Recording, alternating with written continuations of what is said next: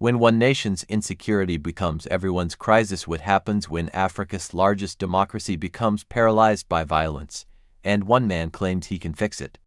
That's the question dominating headlines as Nigerian political figure Nana Kazaure publicly declared that former presidential candidate Peter Obi is the solution to the country's worsening security crisis.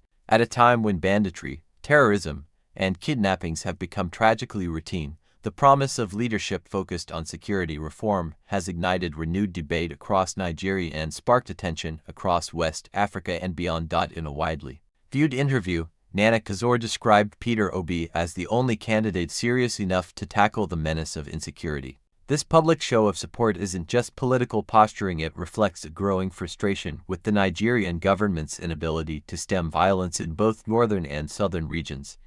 From Boko Haram in the northeast to armed herdsmen in the central belt and kidnappers in the south, Nigeria's security threats are now so decentralized that they resemble multiple low-intensity civil wars. Peter Obi, known for his technocratic approach and calm demeanor, has repeatedly advocated for intelligence-led policing, community-based security systems, and anti-corruption measures within the armed forces. While critics argue that his plans remain vague or overly idealistic, supporters believe his outsider status and clean image make him uniquely positioned to confront entrenched military inefficiencies and political complacency.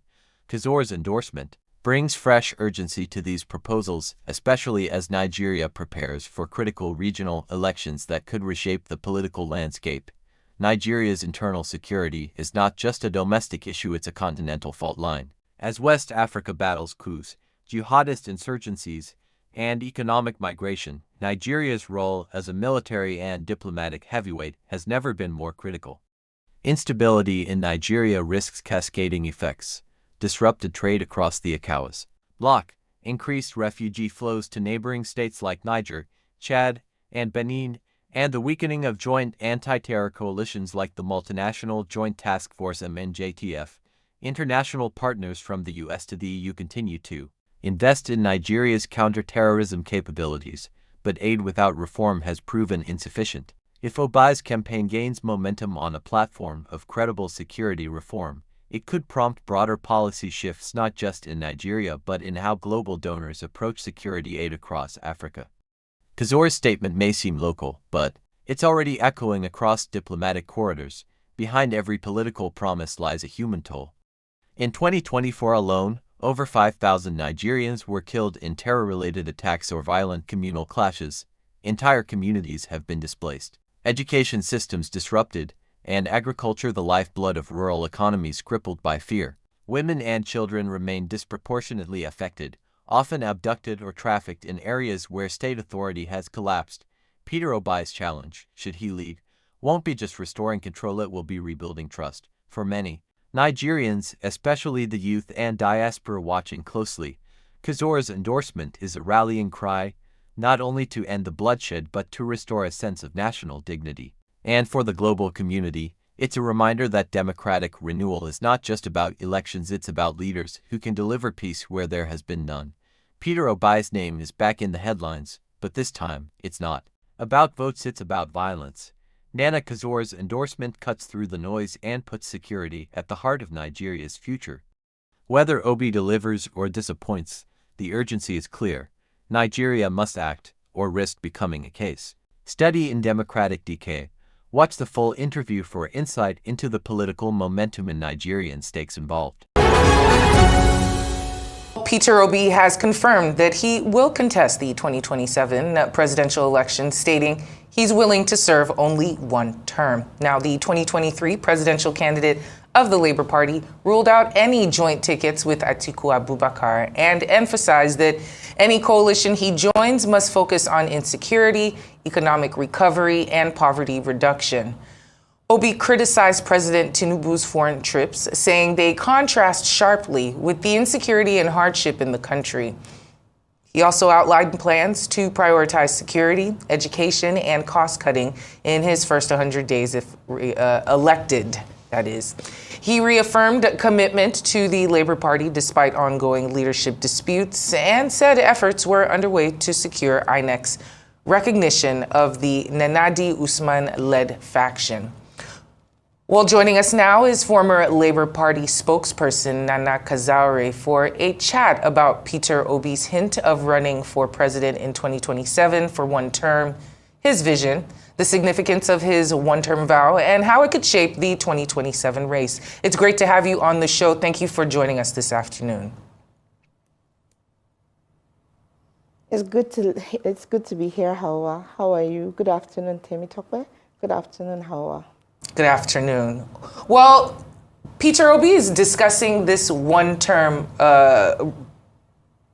in office, but can you confirm that what the Labour Party's official position is on his declaration? Are you all in line with a one-party term? And what would be the benefits thereof?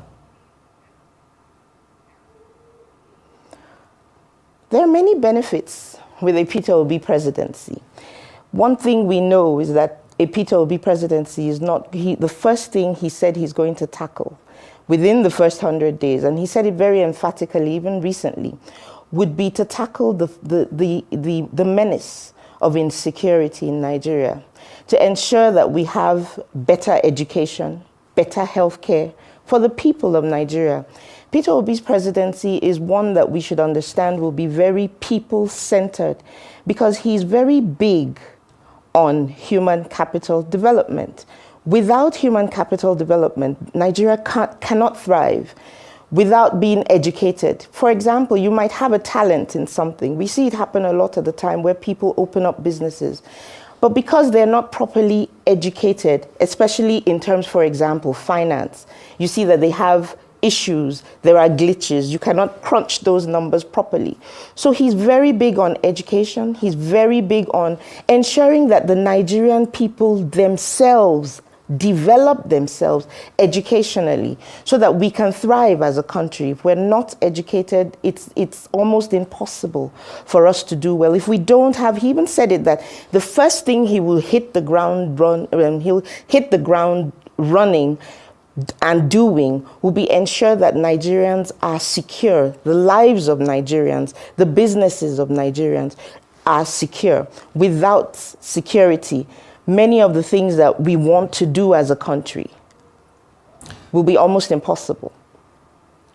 Now, do you believe, I'm just wondering, Nana, do you believe a one-term presidency can actually allow Peter Obi to implement significant reforms without being beholden to political pressures associated with seeking re-election? I'm sorry, Temitope, I didn't hear you properly. I was wondering if you believe a one-term presidency is enough time for Peter Obi to implement significant reforms without, falling under the pressure, the political pressure associated with seeking re-election. You see, if Nigerians do not trust, this is what he said to us when we asked him this question.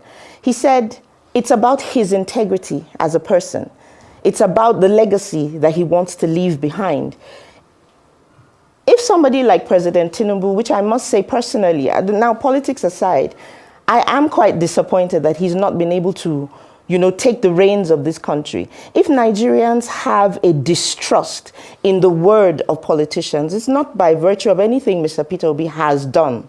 It's because of the history, unfortunately, the very abusive, so that's why there's a lot of mistrust between Nigerians and what her political leaders tell her.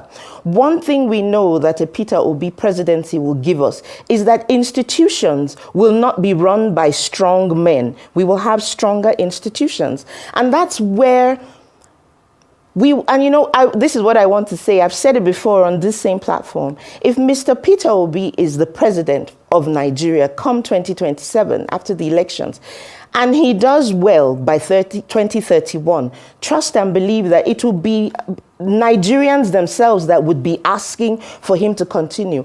But if Tinubu's government can do so woefully in just 2 years, then it tells you how much time, it tells you what can be done in the same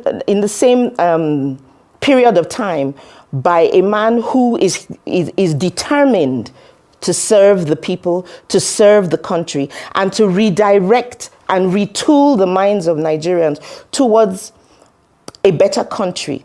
So, yes, I believe that a one-term, if he says that's what he's going to do, it is what he's going to do. He's a man of his word. People see Mr. Peter Obi as someone he's calm, he's very circumspect in what he does, but he's also very firm.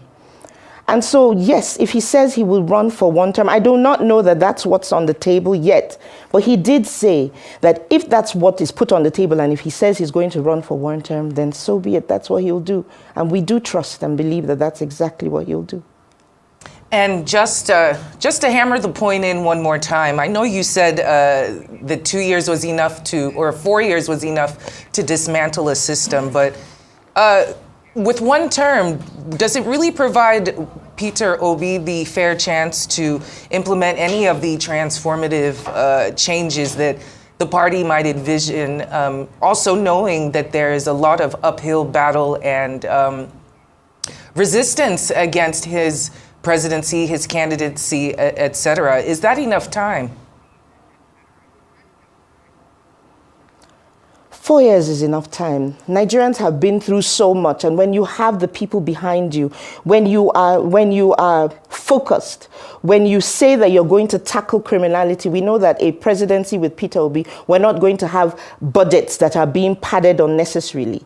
So yes, it's enough time. We already know that a presidency with Peter Obi is not going to use 39 billion naira, for example, to renovate the ICC. He's going to ask, what can 39 billion naira do in healthcare, primary healthcare? What will 39 billion naira do if we split it into three, 10 billion in education, for example, healthcare, and what can it do with security, to tackle the matters of insecurity? He has said that he's going to make sure that he tackles corruption head on. He's going to make sure that, he's going to cut down the cost of governance. He's not going to be flying. In your presentation, you talked about how he critiqued the Nigerian taxpayers' money has gone into traveling out of the country, and we've not seen the results. The president has traveled over 40 times out of Nigeria, and Nigerians still have not seen those results. It's just, promises, promises, promises. This will, we will, we will. What we want is somebody who's going to sit down and get to work. You hear, oh, the monies are going to, the local governments are receiving better, more money coming to them. But I'm not aware, they should show us the bank accounts where local governments have started to receive these monies. And as long as the Supreme Court judgment is not followed and there's a delay, then it begins to undermine the positioning of even our Supreme Court judgments. So much is going, awry in this country, and we're just sitting down like sitting ducks and we're watching. Come 2027, it's going to be the Nigerian people who are tired against this administration. We sit down and we look, why are they so quick to foreclose on opposition? You see them celebrating that people are coming to join their party. You don't see them sitting down with the people who are killed and maimed, people whose livelihoods are destroyed on a daily basis in this country. You don't see, that's what we should be talking about. The Nigerian person, the Nigerian people. Hawa, I'd like to ask a question. When last did you go to the market and you didn't feel like you were being robbed? Because your list, you went to the market, you probably purchased something for 100 naira, and as of today, it's already 500 naira. One careless comment on the day of President Tinubu's inauguration put us, today, inflation is not something that you just see people discussing on television only. It's right here in our faces. It's right, people can hardly live. On Saturday, I was with an old secondary school mate of mine. She was my senior in secondary school, and she said to me, she's an assistant director. She earns about 240,000 naira. She says it's not enough to even fuel her car in a month to get her to work. That's why I'm saying that it will be the Nigerian people against this APC administration, because the hardship is too much. One thing I also do know that. One thing I also do know is that. Sorry, allow me to interrupt. So I'll just like to take us back a bit. You know, you talked about trust, and you said Peter Obi is a man of integrity and you trust him. But there's one person, you know, that seems to be disagreeing with him publicly, and that is former presidential aide Reno Omokri, who says the North should not back Peter Obi for the 2027 election, that Peter Obi would not keep his promise. He also published an email that he believes shows Peter Obi lobbying Atiku Abubakar to be his running mate in 2019. And, you know, he has threatened to publish more documentary evidence. I would just like you to react to that. You see, Reno Omokri is somebody that I would ordinarily, if you didn't bring him up, he's somebody that I would not even want to talk about. He's somebody, this same person was the one that went around. Did he not have a protest in the UK that Tinubu should not run? What is it he even did? He was all over the place in the UK, running up and down, calling Tinubu a drug lord. There's nothing he hasn't said about President Tinubu. So why should I expect that he wouldn't come? He's singing for his new paymasters. Why would I expect that he wouldn't come for a Peter Obi? Why would I expect him not to say? He said so many things about so many people. So why are we having this discussion? Please, let's talk about, you know, I'd rather when every minute, every second that I have, I've always said this and I will still reiterate this, is to talk about Peter Obi, not to talk about distractions like Mr. Reno Omokri. Fair enough. If Mr. Peter Obi lobbied in 2019, thank you very much. It's not a conversation we will press that I fast think forward. I should spend any time on. Exactly. Let's talk about the joint ticket that was proposed with Atiku Abubakar. What exactly went wrong there? Why is Peter Obi not inclined to join any form of coalition when it seems that the people in the Labour Party themselves, yourself excluded, and some other of those who work directly for Peter Obi's presidential campaign, it seems like the Labour Party itself have turned against him. So outsiders looking in are wondering where the safe space would be for him to even run and get a presidential candidacy, for him to even run for one term. What do you say? That's why we're still in the coalition talks. Okay. Soon there will be announcements that will be made that will allay many people's fears. I do not agree that the Labour Party in its entirety, it's a group that have decided to go the way they want to go. We have a Supreme Court judgment. And even in the last outing that Mr. Peter Obi had, he said it, that he's hopeful that the Supreme Court judgment is what is going to be supreme. The party, and you know, he said it, that the party should be what is supreme. We cannot take the feelings and the misgivings of a group of people and say that's sacrosanct, that is what the Labour Party wants. No, he's still in the Labour Party. And like he said, it's still work in progress. We still have some time. So I think what Nigerians should do, rather than just go with all these permutations and run with it, watch the man in action. He's not the sort of person that likes to dabble. And he's not the type of person that wants to do things that are outside the rule of law. If not, then he would be the dictator and be the autocrat that we say we do not want in government. So in due time and in due course, you will see that the coalition talks, the people who emerge, the groupings and the leadership that will come together in due time.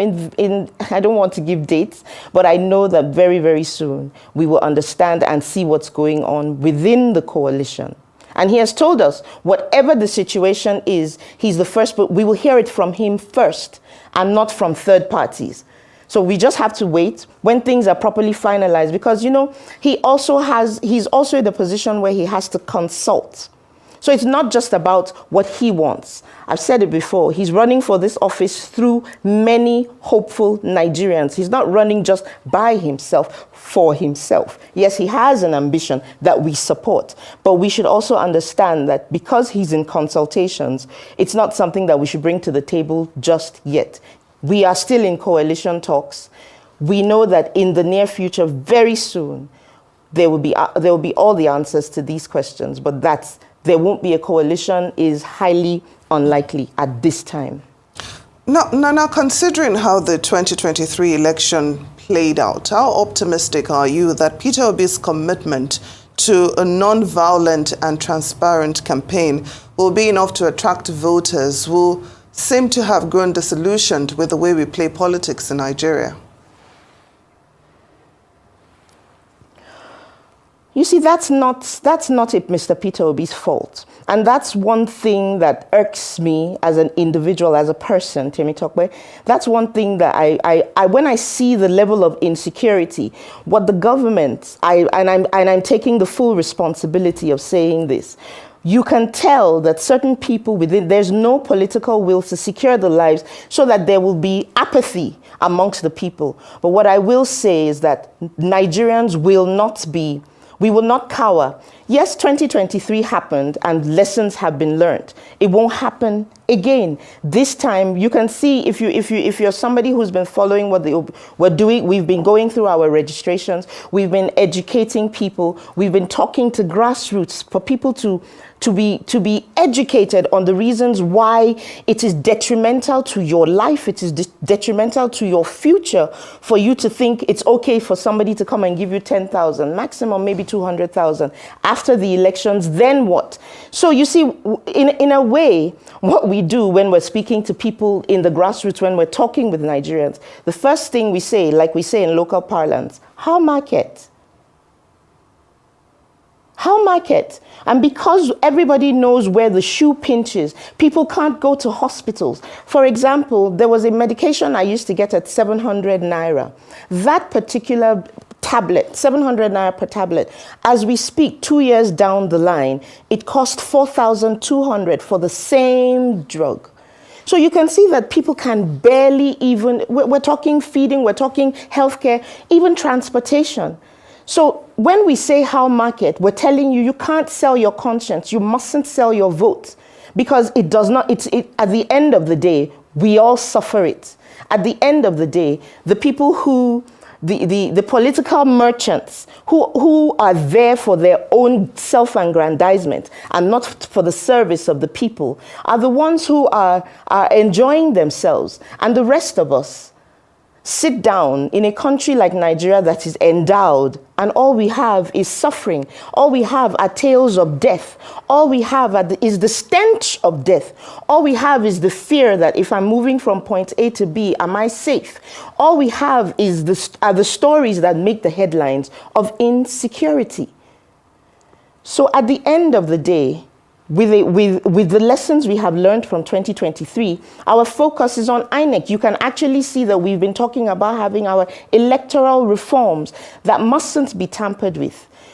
So INEC has a lot on their plate, and we expect them to do better coming 2027. In terms of violence, His Excellency Peter Obi has done it before.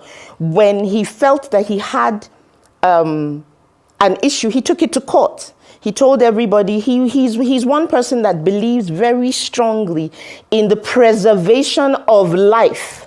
He won't tell you to snatch it, grab it, run with it. So now the onus is on you, it's on me, it's on Nigerians all over to be able to say, you know what, we won't do this violently, but we are going to pay close attention at every polling unit to our votes. The votes of Nigerians must count. The insecurity that goes on in this country, Nigerians should and will make sure that right there and then, because it will be a lot more difficult for them to rig.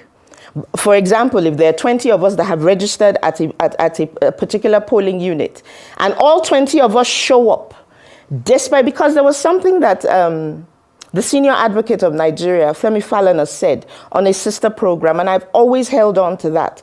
How many guns and how many bullets or canisters of tear gas do they have to tear gas over 200 million Nigerians? This time, we're not going to sit down on our laurels and allow our voices be stifled or be quenched by some barons of Lagos, by some godfathers of Lagos. No. Nigerians will take their country into their hands. Nigerians, those are the conversations we're having now. You can see why a man like Peter Obi is on the lips of everybody. People are just tired of the status quo. People are tired of, how can you have a budget that was padded for one solar light, about 260 something million? That's absolutely ridiculous. So Nigerians, we won't be violent, but we will be alert. We will we will make sure that our eyes remain on the ball. Right. The suffering is enough. We can't keep up at this pace. It's getting really, really frustrating. Very well said. Recently, even recently in Abuja, Apo was attacked by there were bikemen that came as bandits and were about to attack. When you look, we're not happy. Yeah. I asked somebody in the newsroom while I was waiting I really hate to interject. We are out of time. It's always a pleasure to have you on the program. All eyes are on the judiciary and on INEC and, of course, Peter Obi's All candidacy. eyes on INEC. Thank you so absolutely. much. Thank you so much for joining us for this discussion today. Nana Kazaure, the spokesperson for the Labour Party here on News.